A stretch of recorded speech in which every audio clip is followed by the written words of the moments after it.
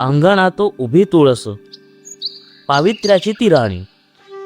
अंगणात उभी तुळस, पावित्र्याची ती राणी. तिच्या पानावर दवबिंदू चमकतो, जणू निसर्गाचीच कहाणी.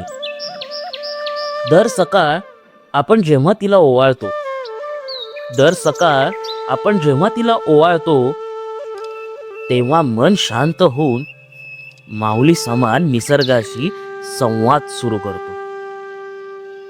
तिच्या छायेखाली पक्षी सारे गातात, तिच्या छायेखाली पक्षी सारे गातात. माती हसते आनंदाने आणि जिवंतपणाने माणसे जगतात. तुळशी शिकवते, नाती फुलवायची असतात, जपायची असतात. म्हणूनच चला, या तुळशी विवाहात एक तुळस, एक झाड आणि एक सुंदर वचन घेऊ. निसर्गाची काळजी म्हणजेच देवाची सेवा हे साध्य करू.